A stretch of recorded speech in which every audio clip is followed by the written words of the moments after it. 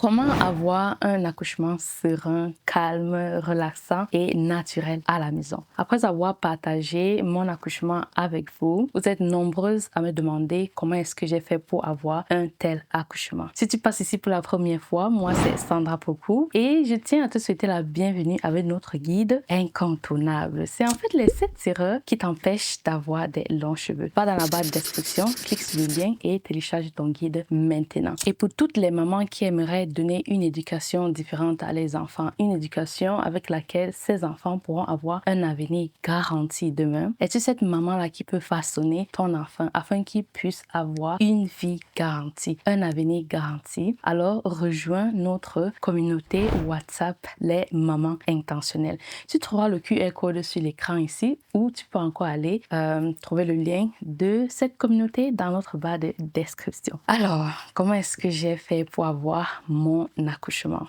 de rêve? Je vais partager ici ce que j'ai fait. C'est ce que j'ai fait pour avoir ce résultat.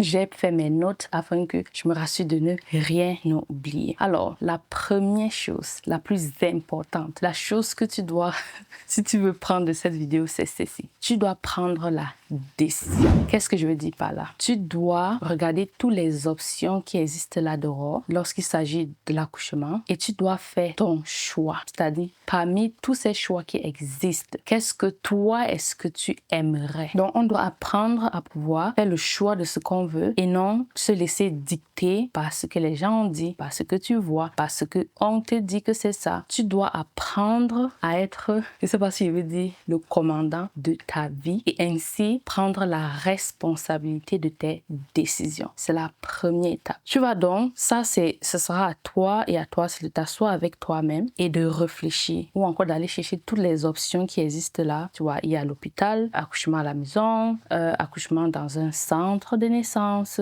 Voilà les 3 que je connais. Donc, comme je te dis, va regarder et prends ta décision. Maintenant, tu peux te demander, comment est-ce que je prends ma décision ici? Ta décision va être prise dans qu'est-ce que tu veux? Quel est le genre d'accouchement que tu veux? Est-ce que tu te sens plus à l'aise lorsque tu es dans un centre? Est-ce que tu es plus à l'aise lorsque tu es à l'hôpital? Tu es cette personne-là que tu aimes les machines, les gens qui vont venir te regarder, te demander, te toucher. C'est à toi de voir. C'est-à-dire, dans chaque cadre, tu dois voir la réalité de ce qui se passe dans le cadre là. C'est après avoir établi la réalité et tu te demandes, est-ce que ce qu'on fait par exemple, si tu décides d'accoucher à l'hôpital, va regarder tout le protocole de l'hôpital. Ne laisse pas quelqu'un te mentir que, oh non, ne fais pas ça à l'hôpital. Parfois aussi, malheureusement, à l'hôpital, on va te dire, oh oui, le jour là, on ne va pas faire ça, mais ils vont le faire. Donc, tu dois vraiment regarder et comprendre que l'hôpital, par exemple, a ses bases, les choses qu'ils doivent faire. Ce n'est pas parce que toi, tu vas dire que tu ne veux pas que l'hôpital va laisser ses standards pour faire ce que tu veux. Et je suis tout à fait d'accord avec l'hôpital dans le sens où c'est une institution qui doit avoir un standard de comment ils opèrent. Et tu dois savoir ce vrai standard et ne pas laisser les gens te dire que non, le jour là, on va pas faire ci, on va pas faire ça. Connais le standard et sache que ce jour-là, c'est fortement le standard que tu vas avoir à faire. C'est en fait ce standard-là qu'on va te donner. On va pas dire que toi, tu es spécial et on va faire des exceptions. Parfois, les gens vont dire que oui, moi, heureusement, on m'a pas fait ça. Mais tu dois connaître le standard. Maintenant, quand tu connais le standard, tu te poses la question de est-ce que ce qu'on fait là-bas, je suis à l'aise avec? Si tu es à l'aise avec, alors c'est là que tu fais ton choix. Et donc, c'est comme ça que moi j'ai fait. Regarder sur mes principes de vie, comment je vois la vie, comment je vois mon corps, comment je veux que mon enfant arrive sur cette terre. Et c'est en faisant cela que j'ai vu que, accoucher à la maison est ce que moi je veux. C'est très important de faire ça. Et quand tu fais ça, c'est là où tu prends ta décision de, ok, voici où je veux accoucher. Tu vas te demander peut-être quand est-ce que c'est mieux de faire cette décision. Ce que je pense est le mieux, c'est prendre cette décision même avant que tu conçois. Là, ça te donne le temps de faire les autres choses que je vais expliquer ici. Maintenant, si tu es par exemple déjà enceinte et que tu regardes ça, il y a toujours le temps que tu t'asseyes et tu le fasses, mais c'est préférable que ce soit avant la conception de ton enfant. Ok? Alors, la deuxième chose, lorsqu'on a pris sa décision, c'est s'éduquer. Tu dois t'éduquer, quel que soit le choix que tu as décidé de faire. Et dans les choix que j'ai cités, j'ai oublié de dire que, par exemple, dans le cadre de l'hôpital, il y a différents mêmes cas là-bas, dans le sens où je m'en parle, ce qu'ils appellent voie basse, césarienne. Tu vois? Donc, tu dois aussi voir dans ça aussi, il y a avec ou sans épidural. Il y a toutes ces différentes options-là. Bien sûr, par exemple, si tu décides d'accoucher à la maison comme moi, tu sais déjà qu'il n'y a pas d'épidural. parce que dans accoucher encore à la maison, il y a encore différents cadres où tu peux avoir, je pense qu'ils appellent souvent ça le gaz oxygéné. Donc, c'était encore, je ne sais pas si je les appelle intervention. Donc, même à la maison, tu peux avoir ça. Ou tu peux avoir l'option où je dis, non, je vais écouter mon corps. C'était ça ma décision. Je vais écouter mon corps. Et au fur et à mesure, je saurai de là ce que j'ai besoin ou pas. Donc, c'est vraiment ces petits détails-là. Et comment est-ce que tu connais tous ces petits détails? C'est quand tu t'éduques. L'éducation, c'est la fondation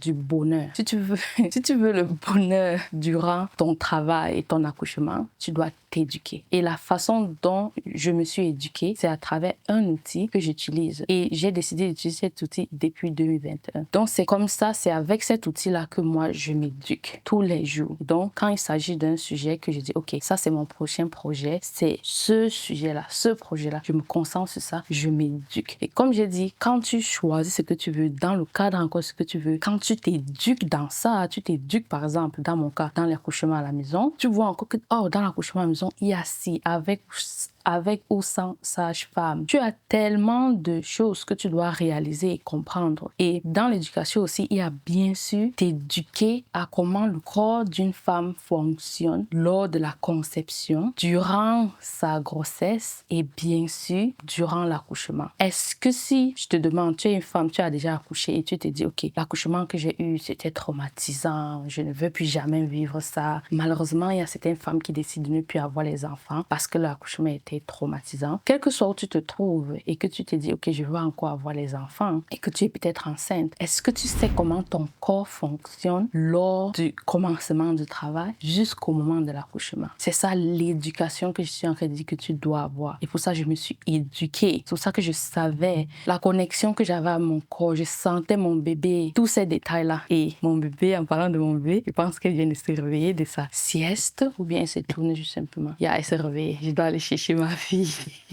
Alors, je pense qu'on était au niveau de s'éduquer. Je pense que j'ai beaucoup dit là-dessus. Je pense que tu comprends. Quand tu t'éduques et tu connais comment ton corps fonctionne. Je vais dire quelque chose qui va peut-être énerver les gens, mais les 3 petites sessions, 2, 3, 4 sessions que tu pars parfois à l'hôpital et on te dit, oh, voilà comment ton travail va commencer et ça va te faire mal et tu vas crier et... Ce n'est pas l'éducation, ça, c'est juste instaurer la peur. Pendant ces sessions, on ne t'apprend pas comment ton corps fonctionne au moment du travail. Tout ce qu'on te dit, c'est, on te dit ce que tu dois faire. Au lieu de t'éduquer sur comment ça fonctionne, afin qu'en ce moment, tu puisses savoir ce que tu dois faire et pourquoi tu le fais. Donc, ces sessions de tu pars, vous asseyez et on vous parle du que oui, ça va faire comme ça et tu vas sentir comme ça. C'est juste un bandage. Ce n'est pas l'éducation, c'est une béquille. Voilà, ça va énerver, mais je tenais à le dire. Donc, éduque-toi sur le sujet. Et la troisième chose que je te dirais de mettre en place après l'éducation, c'est avoir un cercle de femmes qui t'épaulent. Je trouve que la meilleure façon de faire, c'est ce que les gens appellent les visites prénatales, là, c'est d'avoir un cercle de femmes qui a la même vision que toi. Et dans ce cercle, certains qui sont passés par là et certaines qui vont passer par là. Et parmi ça, je parle de toi, vu que tu dis, OK, je vais aussi avoir ce genre d'accouchement. Donc, tu dois chercher un cercle de femmes qui a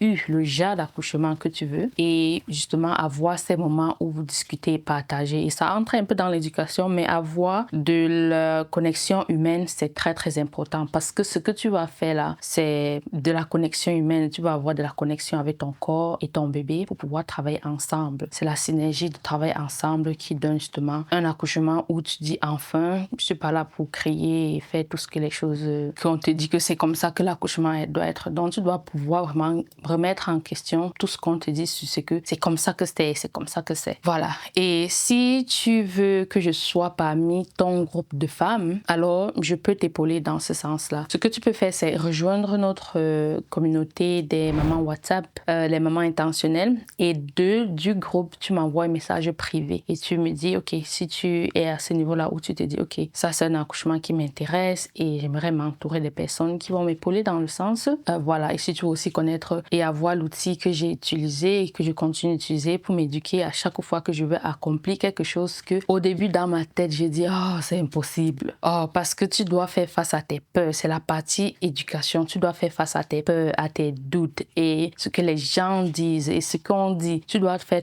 face à tout ça parce que si tu ne fais pas face à tout ça, dès l'instant où tu vas avoir ta première sensation, tes peurs vont t'envahir et tu vas retomber dans ton ancien programme qui est ce qu'on t'a dit, qui est de crier, que ça va te faire extrêmement mal et tu ne pourras plus et bref, je pense que tu vois ce que je veux dire. Donc voilà les 3 choses que je recommanderais de mettre en place, en tout cas que moi j'ai mis en place pour pouvoir avoir l'accouchement de mes rêves. Une fois de plus, si tu veux rejoindre notre communauté des mamans, les WhatsApp, les mamans intentionnelles, scanne le QR code ici ou bien quand tu trouves le lien dans la barre de description. Et si tu es arrivé jusqu'ici, je te donne aussi gratuitement notre guide. C'est en fait notre planning de soins pour t'aider à avoir des cheveux sublimes, magnifiques. Tu trouveras le lien de ceci dans la barre de description et des gros bisous. Mouah. Bye bye.